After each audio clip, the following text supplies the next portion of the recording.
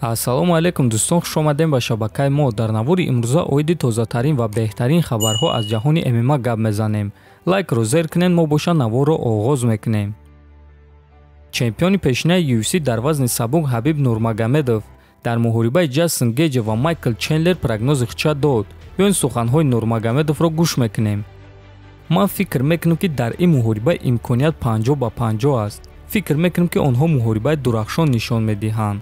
боварӣ надорам ки ягон кас дар ин муҳориба бо боварӣ гуфта метавонад ки кадоме аз онҳо ғолиб шуда метавонад. онҳо ҳардуяшон хеле сахтанд ва ҳардуяшон гӯштинги хуб доранд. ҳардуяшон зарбаҳои хеле сахт доранд. ягона бартарие ки Ҷастин аз Чендлер дида зиёдтар дорад, ин зарбаҳои пойҳо аст.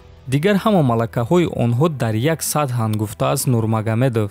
хотиррасон мекунем ки муҳорибаи Ҷастин Гейҷ ва Майкл Чендлер аллакай шаби 7 ноябр дар турнири UFC 268 баргузор мегардад. чемпиони AMC Fight Night дар вазни ним вазнин Вагабов миннатдории худро ба Мухлисони Точики худ расонд. ӯ дар саҳифаи инстаграми худ ана ҳамин аксро монда чунин навишт: тоҷикистон ба пеш. маро садоқат ва ҳамбастагии тоҷикони дӯстдорони варзиш ҳайрон мекунад. мебинем ки ман низ мухлисони тоҷик дорам. ана ҳамин пост ҳамчун миннатдории ма ба шумо. ва албатта ки бародаро, ман мехоҳам фаҳмам ки чанд қадар мафияи тоҷикӣ дар муҳорибаи навбатии ма омада Вагаб ба пеш мегӯяд, навиштааст Вагабов. баъди ин суханҳои Вагаб, чемпиони пешинаи AMC Fight Night дар вазни ним вазнин Ҳасан Юсуфӣ дар саҳифаи инстаграми худ ана ҳамин наворо монда чунин навишт: шерони тоҷик, агар шумо омода бошен, ба пеш.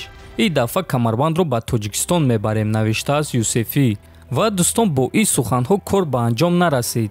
ин суханҳои Ҳасанро ташкилоти AMC Fight Night дар саҳифаи расмии худ чоп карданд ва дар поёни ин навор Вагабов чунин навишт: тоҷикони паланги ма. дӯстон, аз ин ҷо чӣ фаҳмида мешавад? аз ин ҷо фаҳмида мешавад ки онҳо реванши худро пеш бурда истоданд ва ташкилот зид нест ки реванши онҳо баргузор гардад. ва боз Вагабов нишон дода истодааст ки мо набояд миллатчигӣ кунем. ин суханҳоро ӯ дар зери пости худ навиштааст. ва аз ҳама чизи муҳим дӯстон ин аст ки орзуи ҳар як ҷанговар доштани мухлис ба монанди Мухлисони Точик. ҳозир қариб тамоми ҷаҳон аз дастгирии Мухлисони Точик бохабаранд ва медонанду мебинанд ки Мухлисони Точик чӣ гунаанд. барои ҳамин ҳар як ҷангвар орзуи доштани чунин мухлисоро мекунад. барои ҳамин дӯстон миннатдории худро ба ҳар яки шумо мерасонем ва гуфтанием ки номи тоҷикро на танҳо варзигар бардошта метавонад, балки мухлис ҳам низ бардошта метавонад.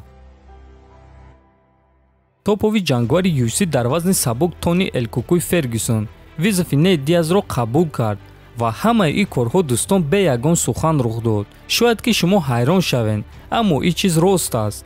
Нейт Диаз акси Фергюсонро бо камарбанд дар твиттери худ чоп кард ва баъди якчанд муддат Фергюсон дар ҷавоб акси Нейт Диазро гузошт ва ҳамин гуна дар визафи ӯ ҷавоб дод. хотиррасон мекунем ки Нейт Диаз дар ду муҳорибаи охирони худ зидди хорхи Масвидал ва Леон Эдвардс мағлуб шуда буд. а Фергюсон бошад дар се муҳорибаи охирони худ мағлуб шуда буд, зидди Гейҷи, Оливера ва Дариуш. барои ҳамаи айни замон ин муҳориба маънои хеле калон дорад, чунки барои ҳар дуи варзигар ғалаба ба даст овардан хеле муҳим аст. дӯстон, ба фикри шумо агар ин муҳориба баргузор гарда ки ғолиб мешавад? метавонед фикротонро нависен, дар канал обуна шавен то бо зид хонободу сарбаланд бошед.